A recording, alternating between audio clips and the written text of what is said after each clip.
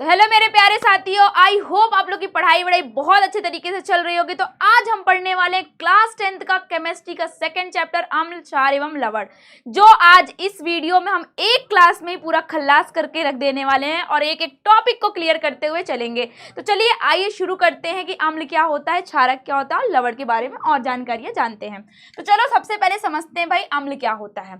अम्ल के बारे में आपने सुना होगा भाई, हमेशा से पढ़ते आए होंगे, थोड़ा बहुत पढ़ा होगा कि भाई अम्ल स्वाद में होता है खट्टा। जैसे हम बहुत चीजें खाते रहते हैं, हर एक चीज का टेस्ट क्या होता है, अलग अलग होता है कि नहीं होता है। तो कोई का खट्टा, कोई का मीठा, कोई का कड़वा। तो आज हमको समझना है जैसे खट्टा, अब जो चीजें जैसे खट्टे में क्या आ गया, संतरा खिला दिया, टमाटर खिला दिया, इमली खिला दी भाई, ये सबका स्वाद क्या होता है, खट्टा होता है। तो खट्टा का मतलब क्या है, वो अम्ल है। क्या है भाई, वो अम्ल है। अब जैसे एसिड, अम्ल का इंग्लिश शब्द क्या होता है, एसिड होता है। और एसिड शब्द लिया कहाँ से गया है, लैटिन भाषा से लिया गया है। कहाँ से लिया गया है भाई, लैटिन भाषा से लिया गया है। और जिसका अर्थ ही क्या होता है, जिसकी मीनिंग ही क्या है, खट्टा होता है। अब आगे बोलते हैं कि यह एक ऐसा रसायन जो खट्टा स्वाद देता है, जो खट्टा स्वाद देता है। और ये क्या करता है, जलता है ना जब, तो हमें जलने का एहसास कराता है। कह सकते हो कि इसमें खुरुदने की प्रकृति पाई जाती है। जैसे जल जाती है स्किन, अचानक से खुजलापन सा ऐसा आता है, या तो जलाने की प्रकृति इसमें पाई जाती है। और क्या होता है, ये पानी में घुलकर क्या करते हैं भाई, पानी में घुलकर क्या करते हैं, H+ आयन देते हैं, हाइड्रोजन आयन देते हैं। और क्या बोल सकते हैं, और इसी को पूरा कहा जाएगा क्या, अम्ल कहलाता है।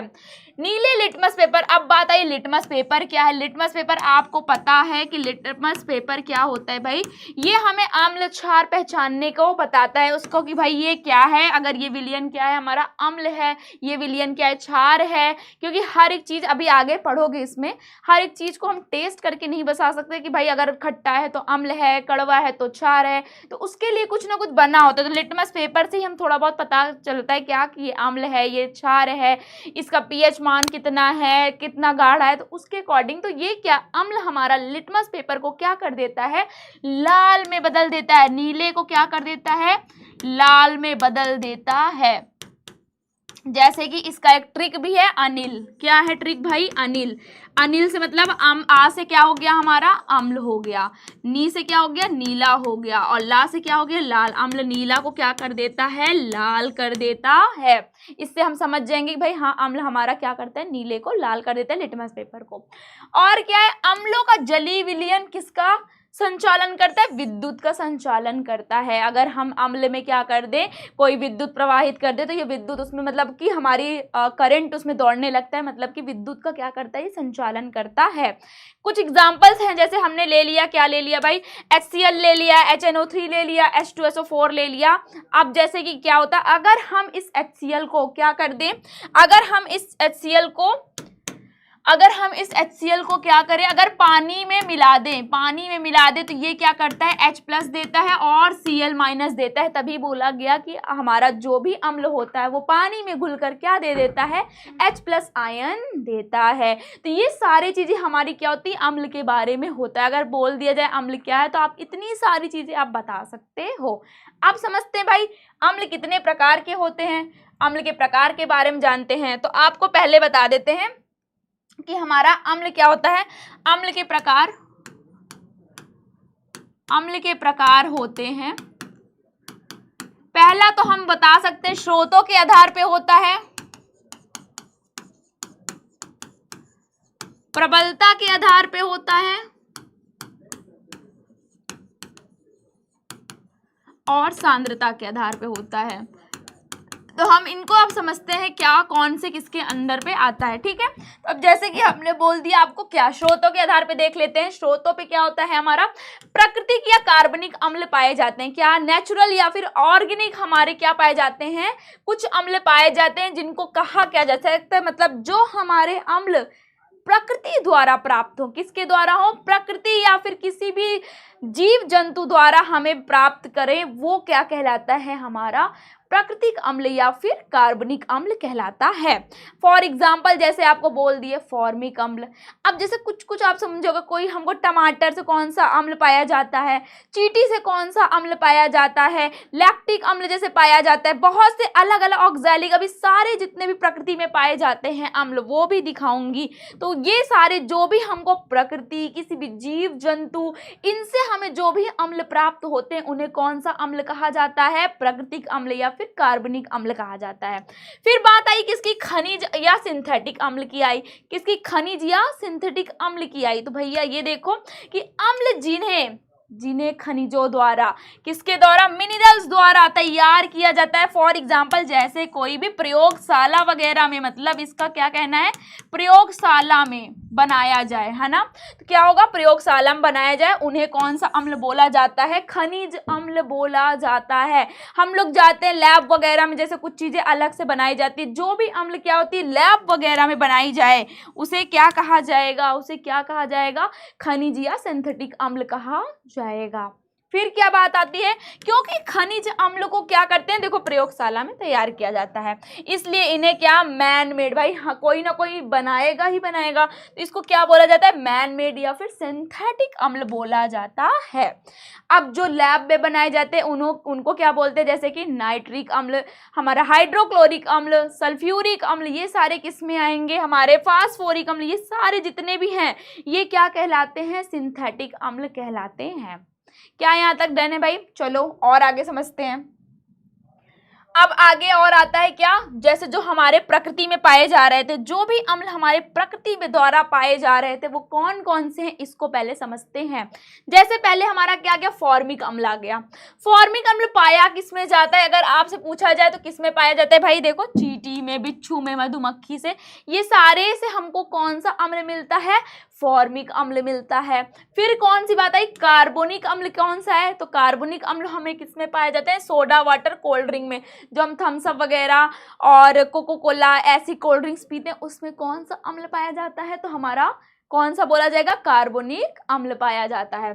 ऑक्सैलिक अम्ल कहाँ पाए जाते हैं, तो ऑक्सैलिक टमाटर व अमरूदों में। देखो अगर आप इसको याद करने में लगे तो हो चुका, ये बहुत ही कम आता है पेपर में, लेकिन मैं सोची कि एक बार आपको दिखा देती हूँ। अधिकतर पेपर में डायरेक्ट ऐसे बोल देगा, चींटी में कौन सा अम्ल पाया जाता है, तो आप तुरंत बताओगे फॉर्मिक अम्ल। सोडा वाटर में कौन सा पाया जाता है, तो आप बताओगे कार्बोनिक अम्ल। ऐसे आपको डायरेक्ट ये वाले बताने हैं, ठीक है, तो ये अगर लिखा है तो कंफ्यूज मत होइएगा। फिर ऐसे ही देखो एसिटिक अम्ल आ गया। एसिटिक अम्ल हमारा किसमें, फलों के रसों वगैरह में पाया जाता है। वो कौन सा, सिरकों वगैरह में भी, जो अम्ल अचार वगैरह में सिरका विरका नहीं डालते, जैसे कभी कभी भाई तुम लोग खाए होगे कि नहीं, दाल वाल में अगर सिरका मिला के खाओ, आहा क्या टेस्ट आता है, तो वो एसिटिक अम्ल ही उसमें पाया जाता है। खट्टा होता है कि नहीं होता है, वो होता है ना। तो लैक्टिक अम्ल, लैक्टिक अम्ल हमारा किस में पाया जाता है, दूध व दही में। दही कैसी होती है, खट्टी होती है। मैलिक अम्ल हमारा सेब में पाया जाता है, और टर्टरिक अम्ल हमारे इमली वगैरह में पाई जाती है। ब्यूटेरिक अम्ल किस में पाया जाता है, मक्खन में पाया जाता है। किस में पाया जाता है, मक्खन में पाया जाता है। फिर आगे बात आई ऐसे यूरिक अम्ल हमारे मूत्र या पेशाब में पाया जाता है। एस्कर्बिक अम्ल हमारे किस में पाया जाता है, प्याज व आंवला वगैरह में पाया जाता है। साइट्रिक अम्ल किस में पाया जाता है, नींबू व मौसमी में पाया जाता है। बेंजोइक अम्ल किस में पाया जाता है, घास में पाया जाता है। और जैसे कि ऑयलिक अम्ल कौन सा है भाई, जैतून के तेल में पाया जाता है। और सिट्रिक अम्ल किस में पाया जाता है, वसा में पाया जाता है। और टैनिक अम्ल किस में पाया जाता है, चाय में। तो ये हमारे प्रकृति द्वारा जो हैं पाए जाते हैं, या किसी जीव जंतु द्वारा पाए जाते हैं, ये सारे अम्ल वो हैं। तो ये याद कर सकते हैं आप, याद करना ही करना है, क्योंकि ऑप्शन बन के आ जाता है पेपर में। चलो बताओ कौन से में यूरिक अम्ल किस में पाया जाता है। अब जब आपको पता होगा कि भाई हमारे मूत्र या पेशाब में पाया जाता है, तभी आप करेक्ट आंसर लगा सकते हो। तो ये ऑब्जेक्टिव क्वेश्चंस बन के आ जाते हैं। क्या यहाँ तक डन है, चलो फिर अब बात आती है जो हमारा हमने पहले पढ़ लिया स्रोतों के आधार पे। कौन कौन से थे हमारे, प्राकृतिक और सिंथेटिक थे। अब कौन सी बात आ गई, प्रबलता के आधार पे, क्या, प्रबलता के आधार पे अम्लों के प्रभाव। तो प्रबलता से ही समझ लो, मतलब कि कौन ज्यादा स्ट्रांग है, कौन वीक है, ऐसा। बट बात ये नहीं है, ये नहीं कि आपने देखा, जैसे हम लोग स्ट्रांग और वीक का कैसे समझते हैं, अगर उसकी बॉडी शॉडी खूब बनी है तो मतलब कि वो स्ट्रांग है, अगर नहीं है बॉडी वॉडी तो अरे ये तो दुबला पतला कमजोर है, ऐसा नहीं। अब जैसे तुम सोचो, हाँ मैम मैं समझ जाऊंगा, अगर वो बड़े कांच के बर्तन में रखा है तो स्ट्रांग हो गया, अगर वो छोटे मोटे डब्बे में रखा है, छोटे मोटे बीकर वगैरह में रखा है तो वो क्या होगा, कमजोर। तो इससे हम देख कर नहीं अंदाजा लगा सकते हैं, हमको उसके बारे में पढ़ना है। प्रबल अम्ल क्या होता है, दुर्बल अम्ल क्या होता है। प्रबल अम्ल वे अम्ल होते हैं, ध्यान से सुनिएगा, प्रबल अम्ल वे अम्ल होते हैं जो पानी में घुलकर H+ आयन ज्यादा देते हैं। अब जैसे हम पता करेंगे कैसे, कि जो पानी में घुलकर H+ आयन ज्यादा देंगे, अधिक मात्रा में देंगे, वो क्या कहलाएंगे, हमारे HCl कहलाएंगे, वो हमारे क्या, प्रबल अम्ल कहलाएंगे। फॉर एग्जाम्पल HCl, सल्फ्यूरिक अम्ल, नाइट्रेट अम्ल, ये सारे हमारे कौन से होते हैं, प्रबल अम्ल कहलाते हैं। दुर्बल अम्ल क्या है, दुर्बल अम्ल समझो वे अम्ल जो कम मात्रा में पानी में घुले, वो क्या कहलाते हैं, हमारे दुर्बल अम्ल कहलाते हैं। तो कौन कौन से हैं, ये सारे हमारे लैक्टिक अम्ल, ऑक्सैलिक अम्ल। अब एक मोटा नोट पॉइंट करिएगा, नोट करिएगा, क्या नोट करना है, कि दुर्बल अम्ल जो होते हैं हमारे, क्या, दुर्बल अम्ल जो होते हैं, और इधर प्रबल लिख देती हूँ, दुर्बल अम्ल जितने भी सारे हमारे प्रकृति या किसी जीव से पाए जा रहे अम्ल, किसी भी जीव या प्रकृति से पाए जाने वाले जितने भी अम्ल होते हैं, वो कैसे अम्ल होते हैं, दुर्बल अम्ल होते हैं। कैसे होते हैं भाई, वो सारे हमारे दुर्बल अम्ल होते हैं। कौन से वाले, जो प्रकृति या फिर हमारे कहाँ पाए जा रहे होते हैं, ऑर्गेनिक बोल सकते हो, किससे, प्रकृति या फिर ऑर्गेनिक कह सकते हो कि नहीं, या तो प्रकृति या किसी जीव जंतु लिख देते हैं, ज्यादा अच्छा होगा। प्रकृति से जो भी पाए जा रहे होते हैं जीव जंतु द्वारा, वो सारे कौन से होते हैं, दुर्बल अम्ल कहलाते हैं। और जितने भी हमारे लैब वगैरह में बनते हैं, जैसे कि हमने अभी जस्ट बताया था आपको, जो हमारे कहाँ पे खनिज अम्ल होते हैं या सिंथेटिक अम्ल होते हैं, खनिज या सिंथेटिक अम्ल होते हैं, वो कौन से होंगे भाई, प्रबल अम्ल होंगे। कौन से होंगे, प्रबल अम्ल होंगे। तो कौन से, लैब या क्या कह सकते हो आप, लैब या किसमें, खनिज वाले, खनिज से जो बनेंगे वो हमारे कौन से होंगे, प्रबल अम्ल कहलाएंगे। तो दिमाग में ये चीज रख लेना कि जो भी प्रकृति द्वारा पाए ही जाएंगे वो वाले हमारे कौन से हो जाएंगे, दुर्बल अम्ल कहलाएंगे। तो इसमें कोई कंफ्यूजन नहीं होनी चाहिए। फिर अब बात आती है सांद्रता। हाँ, एक पॉइंट और है इसमें, एक एक्सेप्शन है, जैसे कौन सा है आपको मैं बता दूं, जो हमारा HCl है। आपको पता है HCl कहाँ पे पाया जा रहा था, ये लैब वगैरह में हमारे बन रहा था कि नहीं, मतलब कि ये खनिज मिनरल्स द्वारा सिंथेटिक अम्ल था कि नहीं था, क्या था ये सिंथेटिक अम्ल था कि नहीं था। एक एक्सेप्शन है, कौन सा, ये सिंथेटिक अम्ल था, लेकिन इसको होना चाहिए क्या, इसको, ये हमारे किसी जीव जंतु से पाया जाता है, ये अम्ल प्रकृति द्वारा पाया जाता है, ये क्या होना चाहिए, इसको रखना किसमें चाहिए था, हमारे किसमें, प्राकृतिक अम्ल द्वारा पाया जाता है तो उसमें होना चाहिए, लेकिन ये क्या है, एक्सेप्शन है। तो ये नोट कर लीजिएगा कि ये हमारा एक्सेप्शन है, ठीक है। चलो फिर बात आती है क्या, अब क्या बात आ रही है, चलो देखते हैं सांद्रता के आधार पे अम्लों के प्रकार। सांद्रता के आधार पे क्या होते हैं, एक हमारा हो गया सांद्र अम्ल, एक हो गया तनु अम्ल। सांद्र अम्ल और तनु अम्ल क्या होते हैं, तो सांद्र अम्ल समझ लो, चलो जैसे हम एग्जांपल, आपको पहले डिफिनेशन नहीं, पहले मैं समझा देती हूँ। हम मान लो ले लिए 2 बीकर में, 2 बीकर ले लिए या 2 बर्तन ले लिए, बर्तन ले लो, मान लो भगोला टाइप का या कोई भी बर्तन ले लिए। अब इसमें हमने क्या कहा तुमको, मान लो यहाँ पे भरा हुआ है तुम्हारा 2 लीटर दूध, ठीक, 2 लीटर क्या भरा है, दूध, ठीक है। और इसमें अभी 2 लीटर दूध भरा हुआ है और मैंने इसमें बोल दिया तुमको कि इसमें मैंने पानी मिला दिया। कितना पानी मिला दिया, मान लो मैंने 500 ml क्या मिला दिया, 500 ml क्या मिला दिया, वाटर मिला दिया, क्या मिला दिया, पानी मिला दिया, और 2 लीटर क्या मिलाया, एक होता है ना दूध। अभी सुनते जाओ, पूरी कहानी सुनते जाओ। 2 लीटर मैंने दूध मिला दिया। सेम दूसरे वाले में मैंने क्या किया, दूसरे वाले में मैंने क्या कर लिया, मान लो मैंने इसमें क्या कर लिया, इसमें मैंने ले लिया, मान लो कितना कह सकती हूँ, मान लो मैंने ले लिया 2 लीटर दूध ही लिया है, इसमें भी क्या लिया, 2 लीटर ही हमने क्या लिया, दूध ही लिया इसमें भी। और किया क्या इसमें मैंने, इसमें क्या कर दिया मैंने, 700 ml क्या कर दिया, पानी मिला दिया, इसमें क्या कर दिया, 700 ml पानी मिला दिया। अब तुम बताओ कौन सा इसमें से दूध प्योर है, ये वाला, ये वाला। प्योर का मतलब है कौन सा ज्यादा गाढ़ा होगा, कौन सा ज्यादा गाढ़ा होगा इन दोनों के कंपैरिजन में। अब जैसे हम लोग क्या होता है, दूध वाला भैया आया, उससे क्या कहते हैं, प्योर दूध देना, प्योर दूध देना, पानी तो नहीं मिलाए हो, पानी वानी मिलाया होता तो लोग मतलब अगर वो बेचारा दूल्हा पानी भी ना मिलाया हो उसके बावजूद भी हम लोग उस पर विश्वास नहीं करते, क्योंकि क्या होता है कि दूध वाला बिना पानी मिलाए दूध दे ही नहीं सकता है। तो हम क्या करेंगे, बोलते हैं, उससे पूछते हैं, श्योरिटी लेते रहते हैं। तो उसी तरीके क्या है कि अगर अब मैं तुमसे बोलूं इसमें 500 ml पानी मिलाया गया है, तो ये दूध क्या होगा आप बताओ, क्योंकि इसमें पानी 500 ml क्या है, कम है, और इसमें 700 ml है। तो गाढ़ा दूध कौन सा, गाढ़ा दूध कौन सा, इनके दोनों के कंपैरिजन में गाढ़ा दूध कौन सा है, हमारा ए वाला है। गाढ़ा दूध कौन सा है, ए वाला है।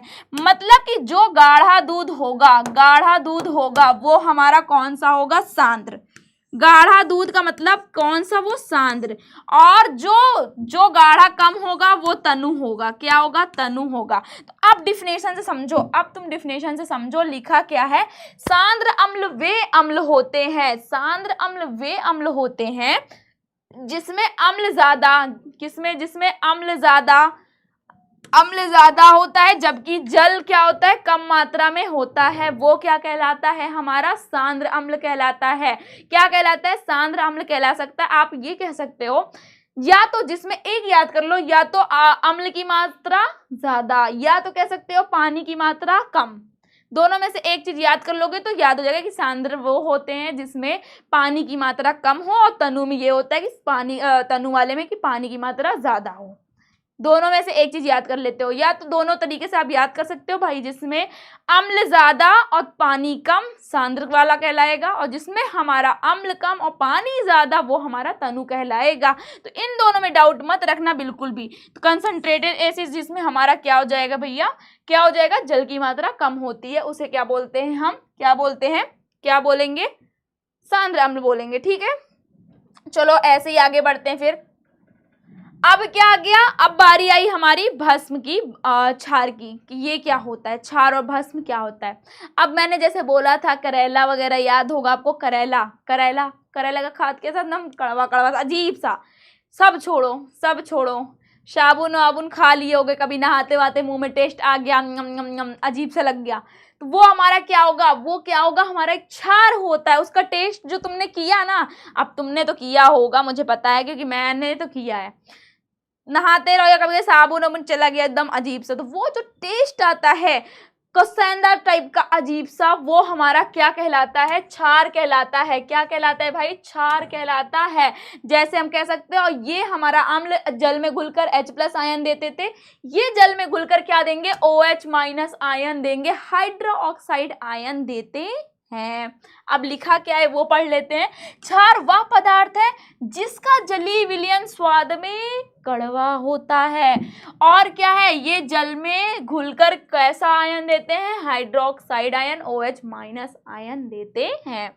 ये लाल लिटमस पेपर को नीला कर देता है। अम्ल क्या कर रहा था, लाल को नीला। अब देखो यही कंफ्यूजन था, अनिल वहां पे था कि नीले को लाल कर रहा था। अब यहाँ याद कर लो तुम छलनी, क्या याद कर लो, छलनी। वैसे तो एक याद कर लोगे तो दूसरा कंफ्यूजन ही नहीं होगा, लेकिन तुमको अनिल नहीं याद आ रहा है, छलनी याद कर लो, छलनी नहीं है तो अनिल याद कर लो, दोनों में से एक कर लो। अब ये इसने क्या कहा, लाल लिटमस पेपर को नीला करता है।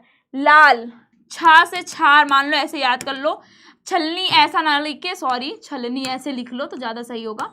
क्या होगा, छलनी। तो ये क्या है, ये क्या है भाई, क्षार लिख लो इससे, फिर लाल कर लेगा और क्या कर लेगा, नीला कर देगा, लाल को नीला कर देता है। तो इससे हम याद कर लेंगे कि हमारा क्षार जो है क्या कर देता है, लाल को नीला कर देता है, लिटमस पेपर को।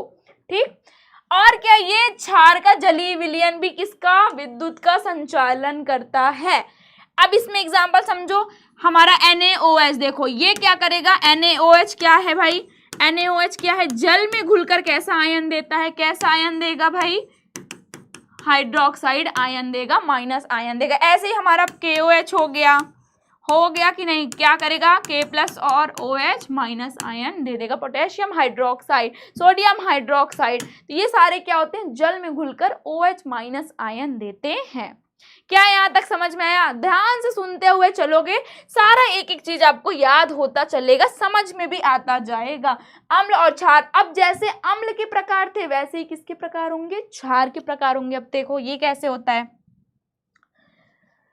प्रबलता के आधार पे सेम टू सेम, जैसा क्षार था वैसे अम्ल था, दोनों के प्रकार क्या है, सेम टाइप के हैं। जैसे कि क्या, प्रबलता के आधार पे देखेंगे पहले, तो प्रबलता के आधार पे क्या हुए, प्रबलता के आधार पे क्या है, सेम चीज जैसा हमने क्या पढ़ा था, अभी क्या पढ़ा था कि प्रबलता जो जल में घुलकर ज्यादा मात्रा में हाइड्रोक्साइड आयन देते हैं वो क्या कहलाते हैं, प्रबल अम्ल, प्रबल क्षार कहलाते हैं। और जो कम मात्रा में जल में घुलकर हाइड्रोक्साइड आयन देते हैं वो हमारे क्या होते हैं, दुर्बल क्षार कहलाते हैं। फिर से समझो, क्या था कि वे क्षार जो अधिक क्षमता या अधिक क्षमता में आयनीकृत होकर OH माइनस आयन देते हैं, हाइड्रोक्साइड आयन देते हैं, अधिक संख्या में हाइड्रोक्साइड आयन उत्पन्न करते हैं, प्रबल क्षार कहलाते हैं। जैसे कि सोडियम हाइड्रोक्साइड, पोटेशियम हाइड्रोक्साइड, ये सारे जल में ज्यादा मात्रा में क्या दे देते हैं, OH माइनस आयन देते हैं, दुर्बल आयन उत्पन्न करते हैं, दुर्बल क्षार। अब क्या है दुर्बल क्षार का, समझो वीक बेस क्या होता है, वे क्षार जो कम क्षमता तक आयनीकृत होते हैं, मतलब कम मात्रा में OH माइनस आयन देते हैं, क्या कहलाते हैं, हमारे दुर्बल क्षार कहलाते हैं। जैसा कि हमारा NH4OH हो गया, CaOH का होल ट्वाइस हो गया, ये एक्सेट्रा, ऐसे ही ढेर सारे हमारे आते हैं। अभी और एग्जाम्पल आप देखते चलो, अभी देखते हैं। अब आपको एक चीज आया होगा, चैप्टर में नाम सुने होंगे, जैसे कि क्षारक, ये था हमारा, ये जो हम पढ़ रहे थे ये हमारा क्षारक होता है। क्षार को क्या ही, जो हमारा क्षार होता है, जैसे क्षारक शब्द सुने हो, क्षारक शब्द सुनते हो कि क्षारक लिखा होता है, क्षारक आपके बुक में NCERT में भी आया हुआ है। तो क्षारक क्या होता है, क्षारक से समझो क्या है, जल में जो घुलनशील क्षार होते हैं, जल में जो घुलनशील पूरे ये जो क्षार होते हैं उन्हीं को बोला जाता है क्षारक। क्या बोला जाता है, उन्हीं को बोला जाता है क्षारक, एल्कली बोला जाता है। क्या समझोगे फिर से, जो भी जल में घुलन क्षार है ये सारे, इन्हीं को क्या बोला जाता है, क्षारक बोला जाता है। जैसे कौन कौन से, सोडियम हाइड्रोक्साइड, पोटेशियम, मैग्नीशियम, ऐसे सारे हमारे ये सारे क्या हैं, अल्कली ग्रुप के हैं। फिर क्या बोला जाता है, अब हमने पढ़ लिया प्रबलता के आधार पे, सेम चीज अब हम आएंगे सांद्रता के आधार पे कि सांद्रता के आधार पे कौन से हैं। तो सांद्रता के आधार पे सेम, जैसे सांद्र क्षार, तनु क्षार। सांद्र क्षार क्या था, प्योर गाढ़ा, सांद्र का मतलब ही आप समझ लो गाढ़ा, गाढ़ा का मतलब क्या होगा, अब वहां पे अम्ल था, यहाँ पे क्या हो जाएगा, क्षार हो जाएगा, मतलब कि जिसमें क्षार की मात्रा क्या हो, ज्यादा हो, पानी की मात्रा कम हो, तभी तो गाढ़ा होगा। जब क्षार ज्यादा और पानी कम तो वो हमारा क्या होगा, सांद्र क्षार होगा। लिखा भी है यही चीज, क्या, जिसमें क्षार अधिक मात्रा में होता है और जबकि जल क्या होता है, कम मात्रा में होता है, वो कहलाता है हमारा सांद्र क्षार। तनु क्षार क्या हो जाएगा, जिसमें क्या हो, क्षार की मात्रा कम, पानी की मात्रा ज्यादा। फिर समझो, क्षार की मात्रा कम, पानी की मात्रा ज्यादा, वो हमारा क्या कहलाएगा, तनु क्षार कहलाएगा। तनु क्षार जैसे कि जिसमें क्षार क्या है, अल्प मात्रा में होता है और जल हमारा अधिक मात्रा में होता है, क्या कहलाएगा, तनु क्षार कहलाता है। क्या यहाँ तक भाई सही है, समझ में आ रहा है, समझ में आ रहा है भाई? थम्स अप एक एक बार कमेंट करते रहो, यस मैम समझ में आया है, बहुत अच्छा लगा मैम, हमको एक एक चीजें समझ में सही से आ रही है। अब आ गई बात लवण की, आ गई किसकी, आ गई लवण की आ गई। अब लवण क्या होता है, लवण को समझते हैं।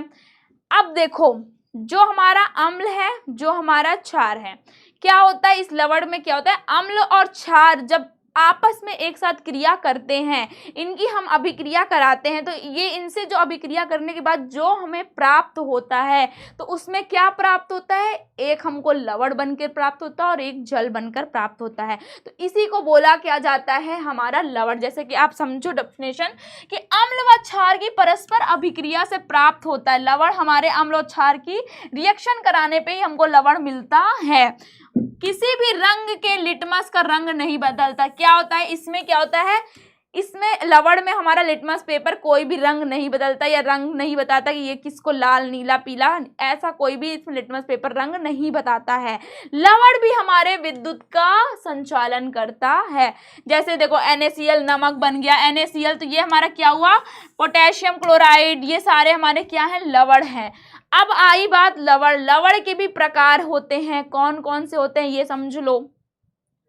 लवण भी हमारे हैं कौन से, देखो ये मेन है, और भी लवण आते हैं वो भी समझिएगा।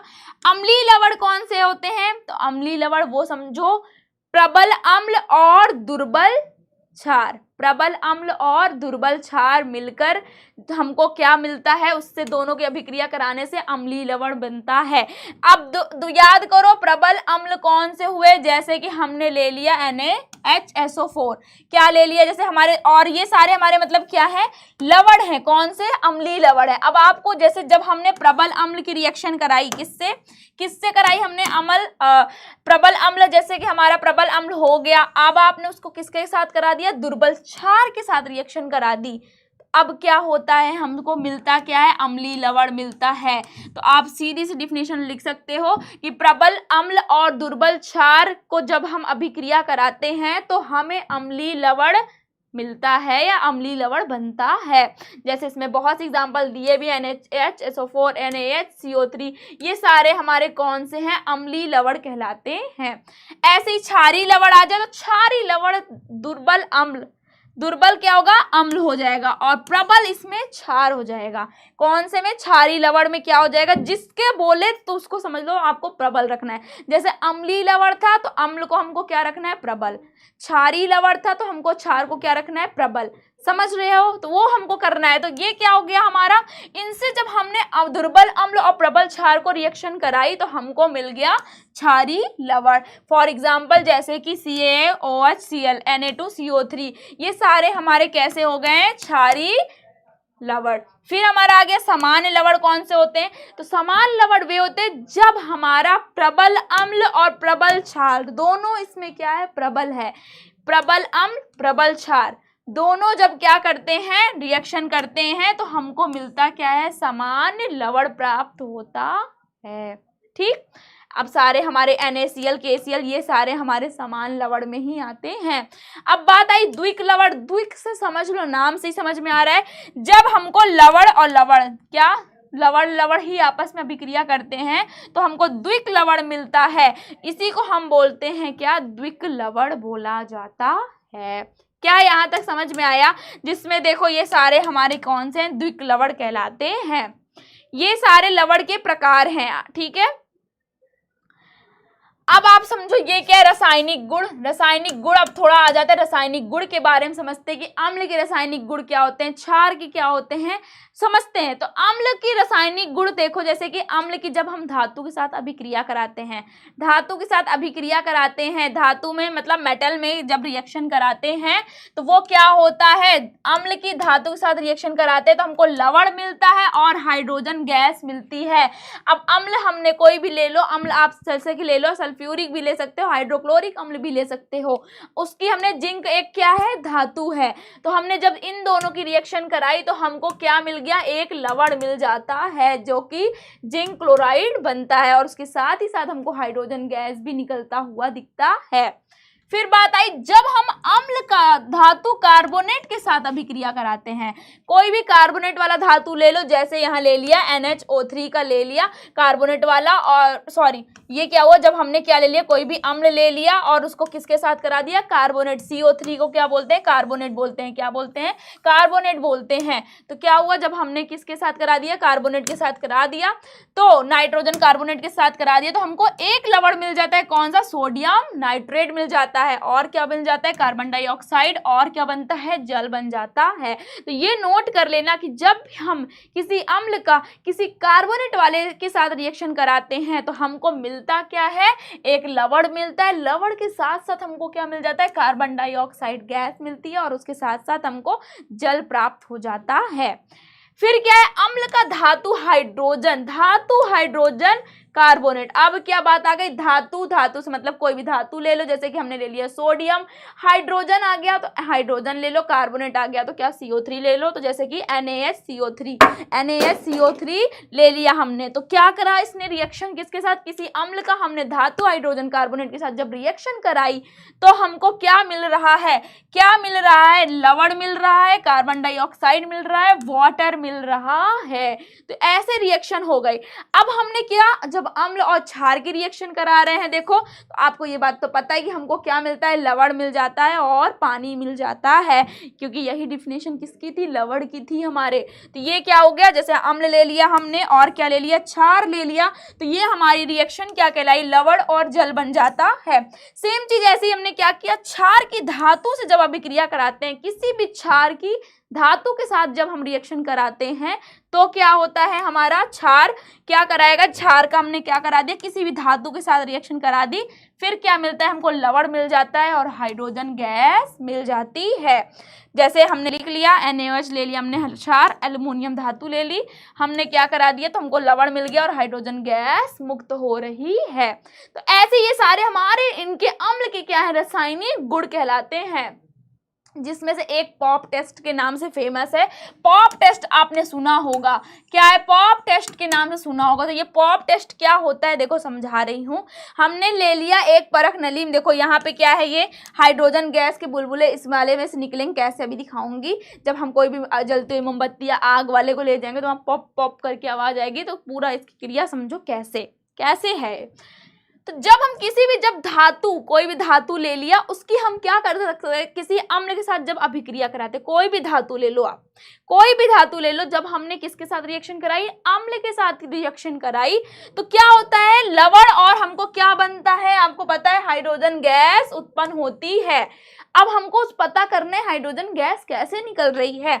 तो अभिक्रिया की इस अवधि के दौरान जब पूरी ये रिएक्शन होती है, लवण हमको मिल जाता है, तो हम क्या करते हैं, कोई भी जलती हुई मोमबत्ती को अगर इस गैस के पास, मतलब जहां हमको पता है रिएक्शन हो गई और गैस के पास हम क्या ले जाएं, अगर क्या ले जाएं, मोमबत्ती ले जाएं जलती हुई, तो वहां पे पॉप पॉप पॉप पॉप की ध्वनि उत्पन्न हो रही थी। जब बुलबुले या कुछ ऐसा नहीं पुप पुप पुप पुप ऐसे करके निकलती है पॉप पॉप करके, तो वैसे ही हमको आवाज सुनाई देने को मिलती है। तो ये हम समझ जाते कि वहां से हाइड्रोजन गैस हमारी निकल रही होती है। पॉप ध्वनि यह बताती है कि उत्पन्न गैस क्या है, हाइड्रोजन है। जब भी पॉप ध्वनि आपको सुनाई दे तो आप इससे समझ सकते हो कि वहां पे कौन सी गैस निकल रही है, हाइड्रोजन गैस हमारी निकल रही है। इस टेस्ट को ही क्या बोलते हैं, हाइड्रोजन की उपस्थिति में दर्शाने के लिए ही प्रयोग किया जाता है। ये जो पूरा पॉप टेस्ट है, पॉप टेस्ट है, पॉप को आप ये भी कह सकते हो फट फट फट करके भी आवाज आती है, तो उससे समझ जाओ हाइड्रोजन गैस है। तो ये जो पॉप टेस्ट है ना, पूरा हाइड्रोजन का गैस का पता लगाने के लिए कि भाई उसमें से जो निकल रही है गैस वो कैसी गैस है, तो हमारी हाइड्रोजन गैस है, उसी के लिए पूरा ये पॉप टेस्ट है। ठीक है, चलो अब बारी आ गई पीएच मान की। पीएच मान वैल्यू क्या है आपको, अब पीएच मान होता क्या है, तो ये हमारे किसी भी विलयन में जो घोल है उपस्थित है, वो घोल हमारा अम्लीयता है या क्षारीयता है, मतलब अम्लता को क्या बता रहा है या क्षारीयता, उसको मापने को दर्शाता है। ये उसको मापने के लिए एक ये क्या होता है, पैमाना होता है, कौन, पीएच स्केल। उसी के लिए एक पीएच स्केल बनाई गई है, जिसमें 0 से 14 तक, जैसे हमारी नॉर्मल स्केल नहीं होती है, खींचते हैं हम लोग, उसमें भी हमारी 0 से 14 ही होती है ना, कि 15 तक होती है नॉर्मल, इतनी बड़ी वाली ले लो, है ना, पटरी जिसको बोलते हैं। तो क्या उसमें भी 0 से ऐसी 14-15 तक स्केल होती है, मेरे हिसाब से शायद 15 तक होती है, तो उसमें क्या होता है 15। इसी तरह हमारी पीएच वाली भी है, स्केल एक दी हुई है, उसमें 0 से 14 तक दिया होता है। समझो कैसे, जैसे एक स्केल दिखा देती हूँ आपको, बना देती हूँ। समझो जैसे ये क्या है, एक स्केल है,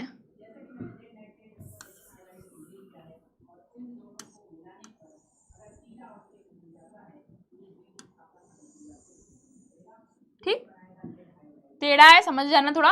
अब यहाँ पे क्या नंबरिंग की गई है ना, जैसे यहाँ हमने क्या कह दिया 0 1 2 3 4 5 6 7 8 9 10, छोटी पड़ गई स्केल, क्या पड़ गई, छोटी पड़ गई,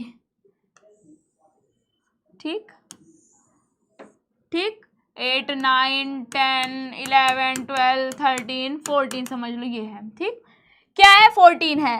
अब इसमें क्या हो जाता है, अब समझो देखो 7 है यहाँ पे, क्या है यहाँ पे 7 है, 7 को मेन मानना है, ठीक। अब भाई 7 से अगर कम है मतलब कि 6 5 4 3 2 1 0, इधर 7 से कम है तो वो क्या होता है, अम्ल। और जो भी 7 से ज्यादा मतलब 8 9 10 11 12 ये सारे 14 तक है तो वो क्या कहलाते हैं, हमारे क्षार। और जो 7 होता है उसे बोलते हैं न्यूट्रल या फिर उदासीन बोला जाता है। अब समझो क्या है, जैसे ये हमारी स्केल है, अब मैंने क्या बताया, पीएच मान में जितने भी 7 से कम होते हैं वो अम्ल होते हैं, 7 से ज्यादा जब आता है तो क्या होता है, क्षार होता है, और मेन 7 आ जाता है तो न्यूट्रल या उदासीन कहलाता है। अब पहले आप इस बात को समझो कि क्षार का मतलब पीएच का फुल फॉर्म क्या होता है, आपको पता है पोटेंशियल ऑफ हाइड्रोजन होता है ना, ये देखो पोटेंशियल ऑफ हाइड्रोजन होता है, इसको कभी कभी पावर ऑफ हाइड्रोजन भी बोला जाता है। पीएच का फुल फॉर्म क्या है, power of hydrogen, power of hydrogen भी कहा जाता है। मतलब हाइड्रोजन की पावर नापते हैं कि नहीं नापते हैं, आप बताओ, इससे नापते हैं, तो इसीलिए बोला जा रहा है कि क्या है, पावर ऑफ हाइड्रोजन है। हमेशा नोट रखना, पी हमेशा स्मॉल में लिखा जाता है और एच हमारा क्या कैपिटल में लिखा जाता है, ये समझ लेना। अल्फाबेट में पी हमारा क्या होगा, स्मॉल में होगा, एच क्या होगा, हमारा कैपिटल लेटर में होगा।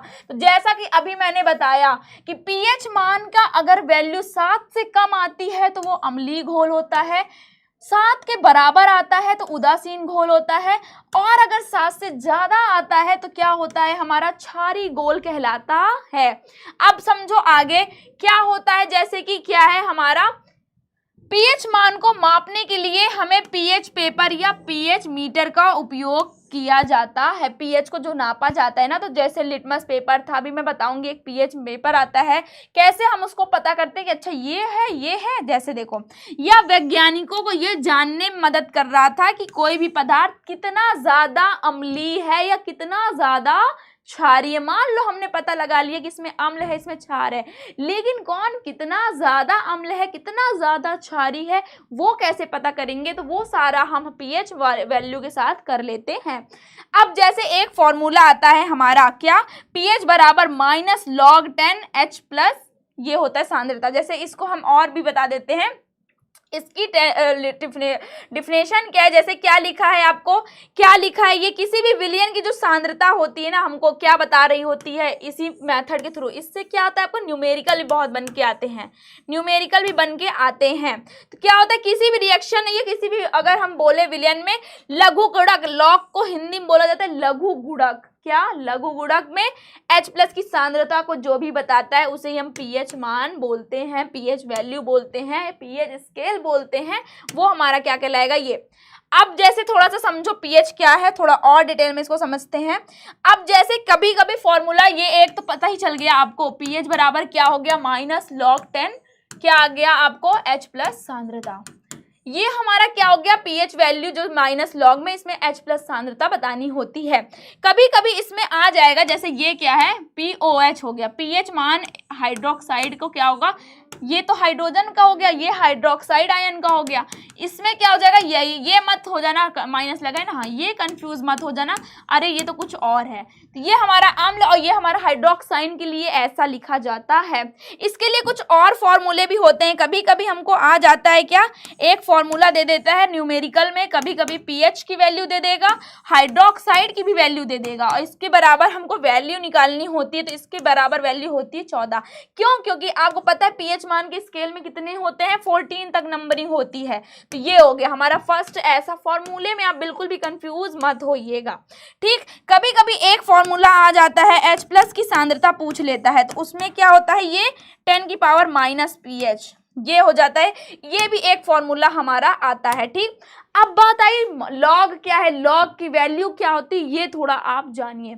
अब जैसे मैंने बोला लॉग, लॉग की वैल्यू आपको पता होगी। जैसे लॉग हमने आपसे पूछ लिया कि लॉग 10 की वैल्यू क्या होती है, तो आप ये समझो लॉग 10 आपने मैथ में 9th क्लास में पढ़ा होगा, ये 9th में है। डायरेक्ट इसमें वैल्यू पूछी जाती है और कुछ नहीं आता, तो कुछ वैल्यू है, इसको याद कैसे करते हैं देखो। जैसे हमने बोला लॉग 10 क्या, इसको मैंने दूसरे कलर से लिख के थोड़ा हाईलाइट रहे।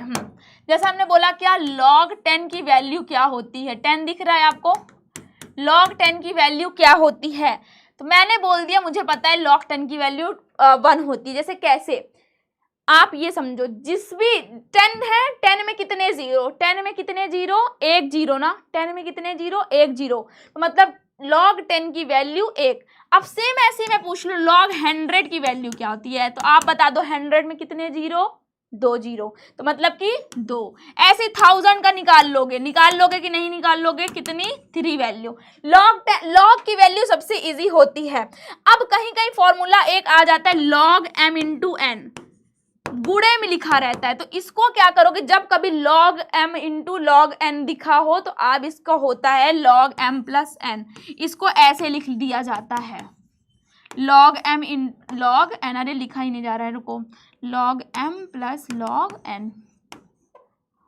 छोटा छोटा लिखना पड़ेगा, रुक जाओ क्या, log m इंटू एन अगर लिखा दिख जाए तो आप log m plus log n लिख दोगे। ठीक है, log m plus log n लिख दोगे। कभी कभी ऐसे ही आपको क्या आ जाएगा, log m की पावर n आ जाएगा, कभी कभी पावर आ जाएगा log m की पावर n, पावर में लिख के दे दिया जाएगा किसी भी वैल्यू के। ऐसे न्यूमेरिकल्स में आएगा, न्यूमेरिकल्स जब आप करोगे तो आपको दिखेगा कि ऐसे ऐसे क्वेश्चंस पूछे जाते हैं।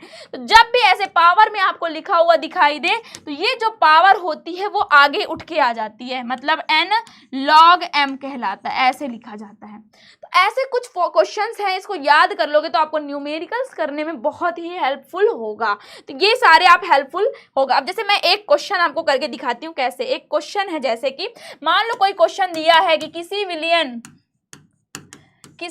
की सांद्रता, मान लो लिखा है किसी विलयन की सांद्रता कितनी दी है, मान लो मैंने बोल दिया आपसे कितनी दी है, मान लो आप कुछ भी लिख सकते हो, जैसे किसी विलयन की सांद्रता कितनी है, क्या लिख दूं, 10 की पावर -7 है, तो pH मान बताए, है ना, तो क्या लिख दें, तो pH का मान कितना होगा, तो pH का मान कितना होगा, ऐसे क्वेश्चन आ जाएगा।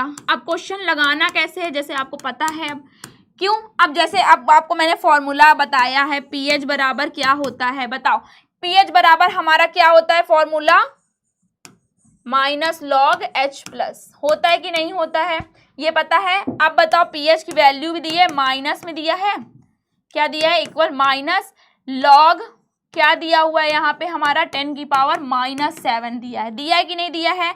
अब फिर ऐसे ही करो, क्या है, -log, लेकिन नहीं, अब क्या करना है, पावर में देखो ये log लिखा है कि नहीं लिखा है, ऐसे लिखा है कि नहीं, log m की पावर n लिखा है कि नहीं लिखा है, ये बताओ। तो हमको पता है log m n log n हो जाता है, क्या हो जाता है, n log m हो जाता है, होता है, ये हमें पता है। अब ये पावर आगे आ जाएगी तो माइनस में, और ये अलग से -7 ऐसे लिखा है, क्या है, log है, और यहाँ क्या बचा, 10 बचा कि नहीं बचा। अब बताओ pH माइनस प्लस हो गया 7, log 10 की वैल्यू कितनी होती है, 1 होती है, log 10 की वैल्यू कितनी होती है, 1 होती है। अब बताओ pH हमारा कितना आ गया, केवल 7 आ गया कि नहीं, 7 का मतलब, अब पूछा जाए विलयन कैसा है, तो आप बता सकते हो विलयन कैसा है, उदासीन है। क्यों, क्योंकि 6, 5, 4 आता तो हम बोल देते अम्लीय है, 9, 10, 11 आ जाता तो क्या बोल देते, क्षारीय, लेकिन करेक्ट 7 आया तो इसका मतलब विलयन हमारा कैसा है, उदासीन है, न्यूट्रल है। तो हमको ऐसे क्वेश्चंस आ जाएंगे, आप प्रैक्टिस करोगे ना तो खुद आपको आराम से, बहुत अच्छे तरीके से धीरे धीरे सॉल्व करोगे, आराम से आएगा समझ में। ठीक, तो ऐसे pH वैल्यू पूछ ली जाती है। चलो और आगे बढ़ते हैं, अब क्या है, अब एक दो क्वेश्चन अगर मैं आपको और होमवर्क्स दे दूंगी या ऐसा बता दूंगी, ऐसे ऐसे आपको करना है। ठीक, तो ये सारी चीजें हमने पढ़ ली है। अब आगे बढ़ते हैं, क्या होता है सूचक। सूचक वो होता है जो क्या होता है, हमारे विलयन की प्रकृति को दर्शाता है या उसको पहचान करने में हमको क्या करता है, ये हेल्प करता है कि ये कैसा है, प्रकृति। जैसे कि हम बोल सकते हैं सूचक द्वारा हम पहचानते हैं ये वे पदार्थ होते हैं जो किसी भी रासायनिक अभिक्रिया या विलयन की अम्लीय या क्षारीय प्रकृति की पहचान करने के लिए इस्तेमाल किया जाता है। सूचक क्या है, फिर से बताओ क्या है सूचक? ये ऐसा पदार्थ होता है जो किसी भी विलयन के क्या अभिक्रिया या विलयन में क्या करता है, अम्लीय या क्षारीय की प्रकृति को दर्शाता है, उनकी पहचान करने में हमको क्या करता है, हेल्प करता है। ठीक, उसी को क्या बोलते हैं, हम सूचक कहते हैं। अब आगे बात आई क्या और समझो, ये वे पदार्थ हैं जो आमतौर पे हमें रंग परिवर्तन करके दिखा देते हैं कि ये अम्ल है या फिर ये क्षार है, या भौतिक परिवर्तन के माध्यम से हमको ये क्या करते हैं, दिखा देते हैं कि इससे कि ये अम्ल है या क्षार है, उनके द्वारा हमको ये दिखा देते हैं। ठीक, अब जैसे सूचक कौन कौन से होते हैं उनसे समझो कौन कौन से हैं। कुछ सूचक हमारे प्राकृतिक सूचक होते हैं, कुछ हमारे संश्लेषित सूचक होते हैं, कुछ गंधयुक्त सूचक होते हैं और कुछ क्या होते हैं, सार्वत्रिक सूचक होते हैं। जैसे प्राकृतिक का मतलब क्या है, हमारे जो प्रकृति में पाए जा रहे हैं या कुछ प्रकृति द्वारा सूचक पाए जाते हैं। गंधयुक्त जैसे कुछ स्मेल करके हम समझ जाते हैं कि ये हमारा क्या है, क्या दर्शा रहे हैं, अम्ल या फिर क्षार। जैसे कि हम बोल रहे हैं आपको, ये देखो प्राकृतिक सूचक में कौन से आते हैं, हमारा लिटमस पेपर आता है। लिटमस पेपर हमारा क्या है, एक प्राकृतिक सूचक है। हल्दी क्या है हमारा, हल्दी भी एक प्रकृति द्वारा प्राप्त हो रहा है। ये हल्दी भी अभी पढ़ते कि हल्दी कैसे दर्शा देता है हमको कि ये अम्ल है या फिर क्षार है। फिर हमारी क्या बात आई, संश्लेषित सूचक है, उसमें से जैसे मिथाइल ऑरेंज, फिनोल्फ्थलीन।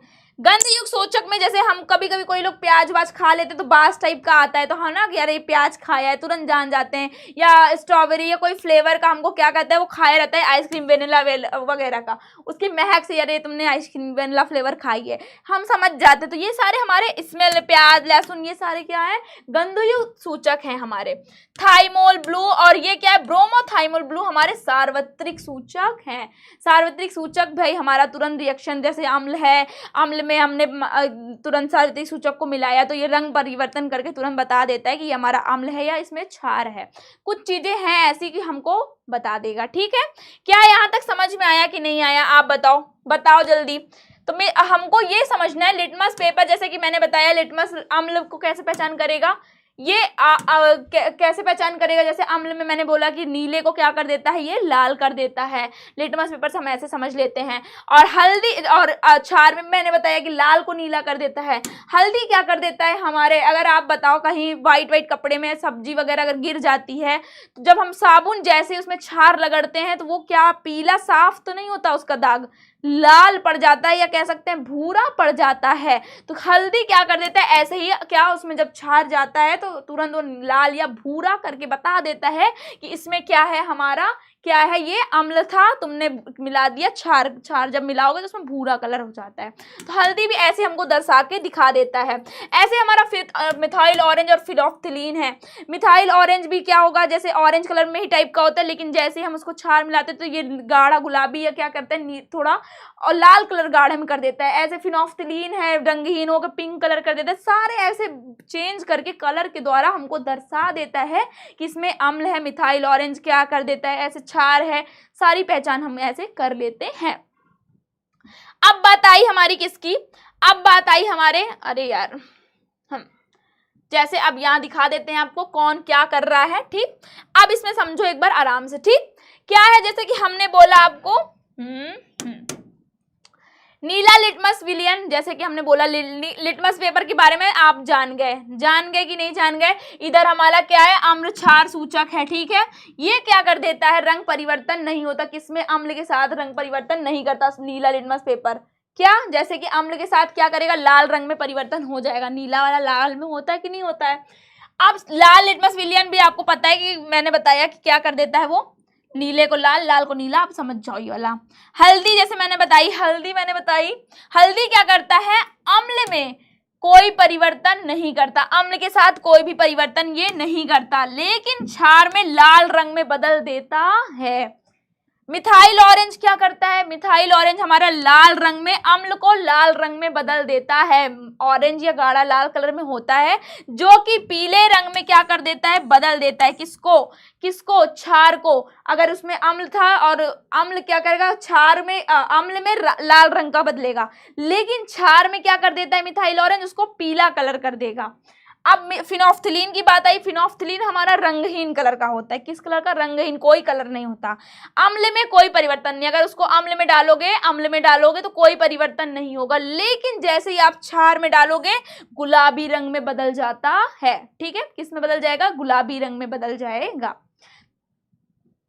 अब बात आई इसके आगे क्या कि हम कुछ ऐसे रासायनिक विधियों द्वारा या बनाने की विधि इसमें पूछे जाते सारे चैप्टर में। कास्टिक सोडा कैसे बनता है, इनके उपयोग बता दो। ऐसे ही पीओपी के बारे में पूछ लेगा, है ना, प्लास्टर ऑफ पेरिस के बारे में पूछ लेगा।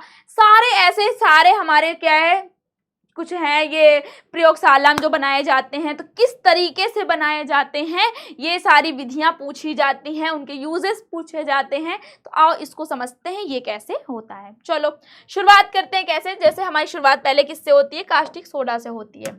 किससे होती है? कास्टिक सोडा से। कास्टिक सोडा का आप रासायनिक सूत्र पहले याद करो। क्या है? रासायनिक सूत्र याद करो। क्या होता है? Sodium hydroxide. जैसे आपको मैंने पहले ही बोला है, अगर आपको रासायनिक नेम याद होंगे, जैसे आपको हमारे पीरियोडिक टेबल याद होगी, उनके चिन्ह याद होंगे, तो उससे आप तुरंत बना लोगे। जैसे कि सोडियम बोला, सोडियम का क्या होता है? Na से शुरुआत होगी। हाइड्रोक्साइड का OH होता है, तो NaOH हाइड्रोक्साइड हो गया। अब इसकी बनाने की विधि क्या है? इसकी बनाने की विधि क्या है? जब हम सोडियम क्लोराइड को क्या करते हैं? जलीय विलयन में क्या करते हैं? विद्युत प्रवाहित की जाती है, तो यह अपघटित होकर सोडियम हाइड्रोक्साइड बनाता है। जैसे कि हमने क्या बोला, सोडियम क्लोराइड क्या किया? सोडियम क्लोराइड में को हमने जल में मिलाया और इसमें विद्युत प्रवाहित करा दी, तो ये टूट कर क्या बना देता है? NaOH बना देता है। Cl2 और H2 में टूट जाता है, और यह प्रक्रिया क्लोर एल्कली कहलाती है। इसीलिए क्यों? क्योंकि इसने क्या किया? NaOH क्लोरीन और हाइड्रोजन गैस दे दिया। क्योंकि इस प्रक्रम में बनने वाला जो भी हमारा उत्पाद है क्लोरीन तथा सोडियम हाइड्रोक्साइड है। देखो ना, हमने सोडियम क्लोराइड को वाटर के साथ रिएक्शन करा दी, हमको सोडियम हाइड्रोक्साइड और क्लोरीन मिल गया, तो ये हमारा कौन सा कहलाएगा? ऐसे हमारी कास्टिक सोडा बन जाता है। अब इनका उपयोग समझो। इनका उपयोग किस में किया जाता है? तो जो हमारे साबुन वगैरह में, निरमा वगैरह में जो हम यूज कर रहे होते हैं अपमार्जक के रूप में, वो सारा उपयोग हमारा यही होता है। कौन सा? कास्टिक सोडा का उपयोग किया जाता है। फिर बात आई क्या? कुछ कृत्रिम वस्त्र होते हैं, कागज के निर्माण में, बॉक्साइट अयस्क के शुद्धिकरण में, तेल शोधन में, इन सभी चीजों में भी किसका यूज किया जाता है? इसी कास्टिक सोडा का उपयोग किया जाता है।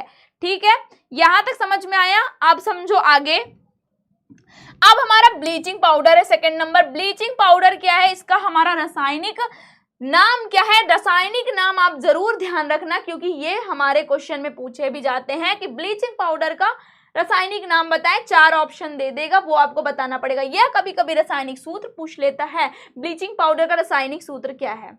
अब समझो ब्लीचिंग पाउडर का रासायनिक सूत्र क्या है? इसको हमको विरंजक चूड़ के नाम से भी जानते हैं। किसके नाम से जानते हैं? विरंजक चूड़ के नाम से भी जानते हैं। ठीक, अब क्या है देखो, रासायनिक नाम क्या बोला मैंने? कैल्शियम। देखो, कैल्शियम क्लोरोहाइपोक्लोराइड, कैल्शियम क्लोरोहाइपोक्लोराइड, कैल्शियम क्लोरोहाइपोक्लोराइड, या तो हम इसको क्या कह सकते हैं? Calcium oxychloride, calcium oxychloride. अब बनाने की विधि क्या है? बुझा हुआ चूना, शुष्क बुझा हुआ चूना का सूत्र क्या होता है? CaOH का होल ट्वाइस होता है। बुझा हुआ चूना का रासायनिक सूत्र क्या होता है? CaOH का होल ट्वाइस। हमने इसकी जब क्लोरीन के साथ रिएक्शन कराई, किसके साथ कराई? क्लोरीन के साथ रिएक्शन कराई, तो बनता क्या है? ब्लीचिंग पाउडर हमको मिलता है। ब्लीचिंग पाउडर क्या होता है? मिलता है। तो ये हमारा क्या बन गया? Bleaching powder. अब पूछा जाए आपसे ब्लीचिंग पाउडर बनाने की विधि, तो क्या कह सकते हो? जब हम बिना शुष्क जब हम शुष्क बुझा हुआ चूने के रिएक्शन क्लोरीन के साथ कराते हैं, तो हमको विरंजक चूड़ या फिर क्या कह सकते हो? ब्लीचिंग पाउडर प्राप्त होता है। भौतिक गुण इनके क्या है भाई? क्या है? ये हल्के पीले रंग का पदार्थ होता है। कौन? विरंजक चूड़ या हमारा ब्लीचिंग पाउडर। इसमें क्लोरीन की तीक्ष्ण गंध आती रहती है। क्लोरीन की गंध बहुत ज़्यादा आती है तो उसकी क्या होती है, उसकी गंध आती रहती है। इसका जलीय वलन दूधिया कलर का होता है। कौन सा? दूधिया होता है। इनके रासायनिक गुण समझ लो थोड़ा। जब हम इस वाले में किसमें ब्लीचिंग पाउडर में किसका उष्मा का प्रभाव कराते हैं, उष्मा के साथ रिएक्शन कराते हैं, उष्मा देकर रिएक्शन कराते हैं, तो होता क्या है, ये CaCl2 और O2 में टूट जाता है। किस में टूट जाता है? CaCl2 कैल्शियम क्लोराइड और ऑक्सीजन हमको इसमें से दिख रही है, गैस देता है। ठीक है। और क्या है, जब हम इसी का अम्ल के साथ रिएक्शन कराते हैं, किसका भाई? जब ब्लीचिंग पाउडर का हम अम्ल के साथ रिएक्शन कराते हैं तो हमको मिलता क्या है? कैल्शियम सल्फेट, कैल्शियम क्लोराइड और ये हमको हाइपोक्लोरस प्राप्त होता है। कौन कौन से अम्ल प्राप्त होते हैं जब हम इसकी रिएक्शन सल्फ्यूरिक अम्ल के साथ कराते हैं? तो होता क्या है, हमको CaSO4 सल्फ्यू और CaCl2 मतलब कैल्शियम क्लोराइड और हमको हाइपोक्लोरस अम्ल प्राप्त हो जाता है।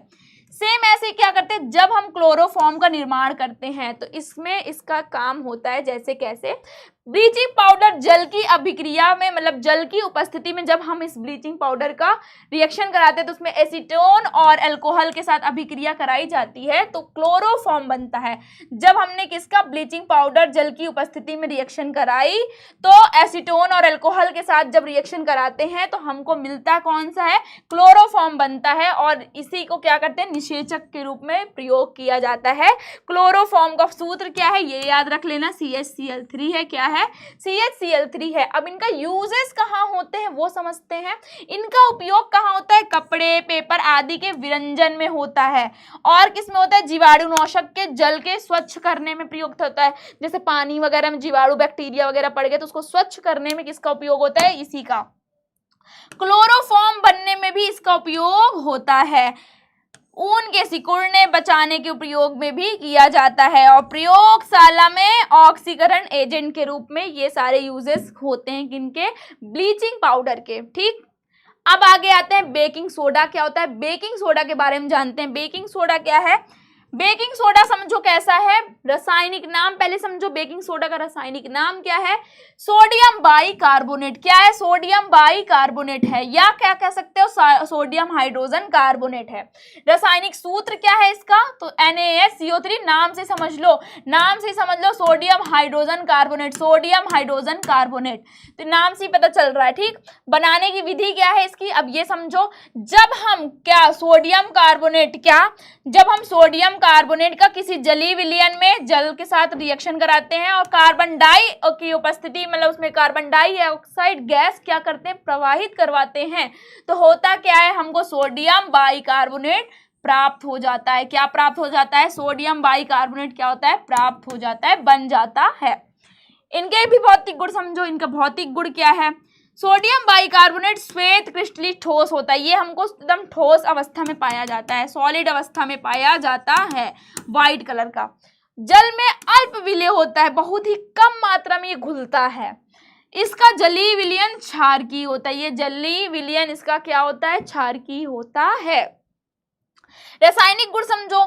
उष्मा का प्रभाव जब हम इसमें करवाते हैं, जब इसमें हम उष्मा का प्रभाव कराते हैं, या कह सकते हैं इसको जब हम गर्म करते हैं, तो ये किसमें टूट जाता है? सोडियम कार्बोनेट और जल और कार्बन डाइऑक्साइड गैस देता है। क्या देता है?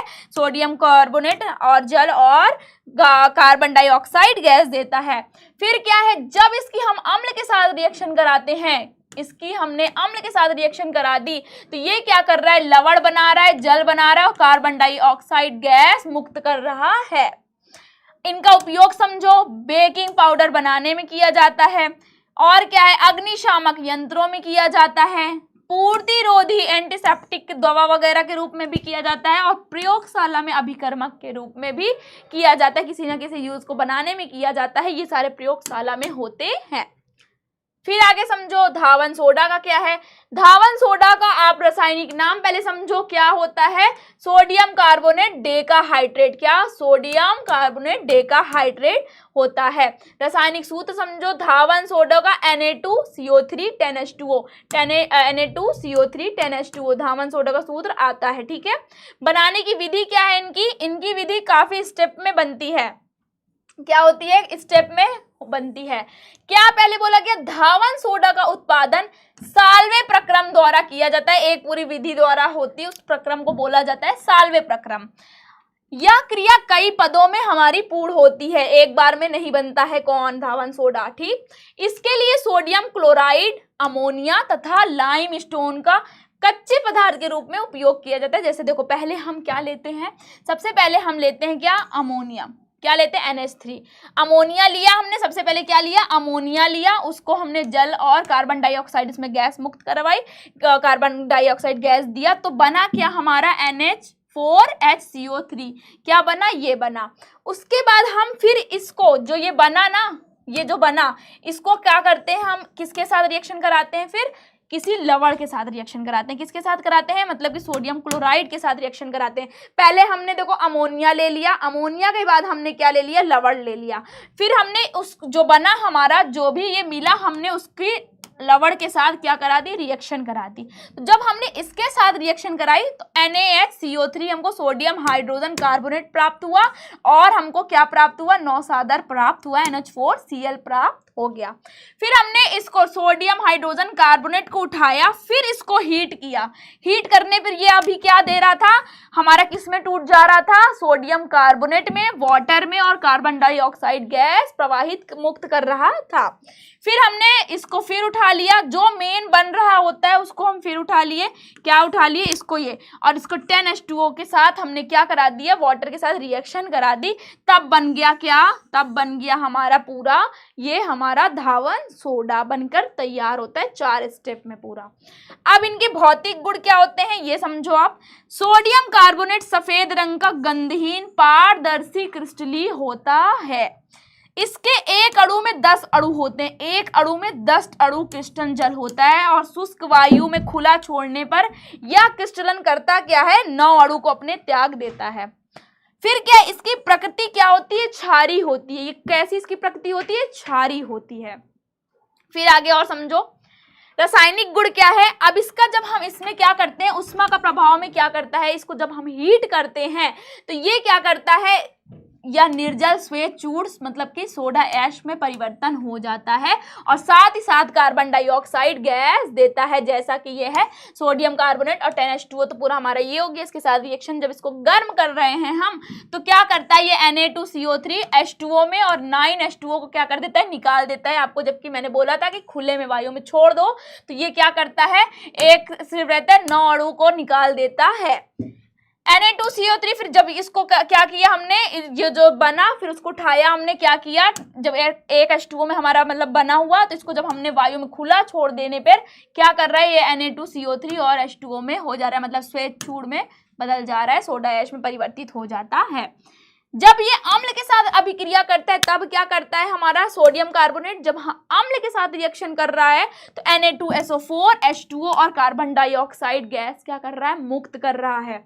आप समझो इनके उपयोग क्या है, इनके उपयोग समझो क्या करता है, इनका उपयोग क्या है भाई, ये कपड़ा धोने में, अन्य वस्तुओं की साफ सफाई करने के काम आता है। कौन, धावन सोडा। धावन सोडा जो हम लोग धोने होने में यूज करते हैं वही है ये। इसका उपयोग साबुन, कपड़ा, पेपर आदि बनाने में भी किया जाता है। जल की कठोरता दूर करने में भी काम आता है, जैसे बहुत ज़्यादा कठोरता, बहुत ज़्यादा, जैसे कोई भी बहुत स्ट्रांग में होता है उसको भी इसकी कठोरता को क्या करता है, तोड़ने में वर्क करता है। कास्टिक सोडा तथा सोडियम बाइकार्बोनेट बनाने के भी काम आता है, ठीक, और आग बुझाने में ये यूज आता है। अब आगे समझो भाई, आगे क्या है, plaster of Paris. Plaster of Paris का यूज कहाँ करते हैं, देखो प्लास्टर ऑफ पेरिस क्या है, रासायनिक नाम समझो इसका, कैल्शियम सल्फेट हेमीहाइड्रेट। क्या है, कैल्शियम सल्फेट हेमीहाइड्रेट। इसका रासायनिक सूत्र क्या है, CaSO4 half H2O, CaSO4 half H2O, ठीक। अब क्या है, जब कैल्शियम सल्फेट डाइहाइड्रेट मतलब कि जिप्सम को हम 120 डिग्री सेल्सियस ताप पर गर्म करते हैं तो निर्जलीकरण द्वारा प्लास्टर ऑफ पेरिस हमको मिल जाता है। ये हमारा जिप्सम का सूत्र है। जिप्सम क्या है, ठोस होता है एकदम, क्या होता है, ठोस होता है, जिप्सम का सूत्र है। और इसको जब हम 120 डिग्री सेल्सियस पे गर्म कर रहे हैं तो हमको क्या, प्लास्टर ऑफ पेरिस मिल जा रहा है, और ये मुक्त हो जा रहा है अलग से वाटर। ये होता कैसे, जो मिलता है ये हमको सफेद रंग का होता है, जो जल में क्या होता है, आविलेय होता है। अब आपको पता होगा ये प्लास्टर ऑफ पेरिस जो हमारे पुट्टी वगैरह में होता है, चिकना विकना दीवार को करने में किया जाता है, या हमारा शरीर हड्डी टूट जाती है तो उसमें प्लास्टर नहीं चढ़ जाता, वही है हमारा पीओपी, प्लास्टर ऑफ पेरिस। ठीक, अब ये रासायनिक गुण इनके समझो, जब इसको हम हीट करते हैं उष्मा के प्रभाव में, तब क्या होता है, जब कैल्शियम सल्फेट डाइहाइड्रेट को जब हम गर्म करते हैं तो क्या होता है, अर्धहाइड्रेट 120 डिग्री सेल्सियस में अधिक ताप पर गर्म करते हैं तो ये निर्जलीय प्लास्टर प्राप्त हो जाता है, जो इसे मृत तापित प्लास्टर भी कहा जाता है। ये देखो, आपको पता है ये अगर इसको हम ओपन ऐसे ही छोड़ दें तो ये खराब हो जाता है पीओपी हमारा, या पानी इसमें अगर पड़ गया तो समझ लीजिए खराब है, कोई भी यूज में नहीं आता है। तो ये क्या बना देता है, देखो अर्धमृत, ये इसे क्या है, मृत तापित प्लास्टर बना देता है। ठीक, आप समझो इनके जल से अभिक्रिया करने पे क्या होता है, कैल्शियम सल्फेट की जल से अभिक्रिया कराने पर जिप्सम का निर्माण होता है। जब हम CaSO4 कैल्शियम सल्फेट का जल के साथ रिएक्शन करा देते हैं तो हमें मिलता क्या है, जिप्सम मिल जाता है। क्या मिल जाता है, जिप्सम मिल जाता है। और यह क्रिया उष्माक्षेपी होती है। कौन सी होती है, उष्माक्षेपी होती है। और इसको पता है क्या बोला जाता है, प्लास्टर ऑफ पेरिस का जमना कहा जाता है, क्योंकि ये एक ठोस पदार्थ होता है, एकदम ठोस हमको जमा हुआ मिलता है और इसके जमने में इसका आयतन का प्रसार हो जाता है, फैल जाता है। इनका उपयोग समझो टूटी हुई हड्डियों को जोड़ने के लिए जो प्लास्टर चढ़ाया जाता है उसमें किया जाता है। इनका उपयोग सजावटी सामान, मूर्ति, खिलौने, ये सब में भी क्या किया जाता है, प्लास्टर ऑफ पेरिस वही चूने का यूज किया जाता है। इसे अग्निरोधक पदार्थ के रूप में भी क्या करते हैं, प्रयोग करते हैं। और क्या है, इसका उपयोग दंत चिकित्सा और किसमें करते हैं, दीवारों को चिकना बनाने में तथा उसे अलंकरण कार्य करने में भी किया जाता है। ये सारा चीजें हमको प्लास्टर ऑफ पेरिस में यूजेस में मिलता है। जैसे कि और थोड़ा दिखाती हूँ, जैसे हमने बोला था आपको एक चीज यहाँ पे छूटा है, जैसे यहाँ क्या था, ये वॉशिंग है,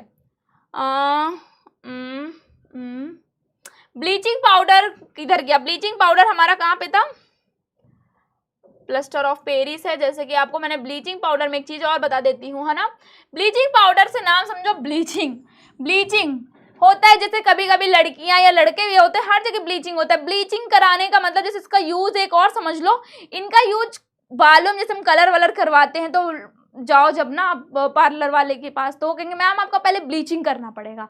ब्लीचिंग का मतलब कलर वलर उड़ाने में किया जाता है। क्या, कलर इसका उड़ा देने, जैसे मान लो लाल कलर रहा हो हेयर तुम्हारा, या कोई भी ब्लैक कलर हो, ब्राउन कलर, उसको उड़ाने के लिए क्या किया जाता है, ब्लीचिंग किया जाता है। तो कह सकते हो ब्लीचिंग का प्रयोग हमारे बाल का कलर उड़ाने में भी किया जाता है। ठीक है, तो आई होप, मुझे लगता है कि आपको सारा मैंने एक एक टॉपिक समझाया है और आपको सब कुछ अच्छे तरीके से समझ में आया होगा। तो ये वीडियो आपको कैसी लगी, चैप्टर समझ में आया कि नहीं आया, कहाँ कोई प्रॉब्लम आ रही है या जो भी दिक्कत आए आप कमेंट करके ज़रूर बताइएगा। और हाँ, क्लास पसंद आई हो तो भाई ज़रूर शेयर करिएगा। ठीक है, बस ओके, बाय बाय बच्चों, टेक केयर, अपना ध्यान रखिएगा। मिलती हूँ ऐसे प्यारे सा सेशन लेकर वन शॉट में आपसे नेक्स्ट क्लास में। Bye bye.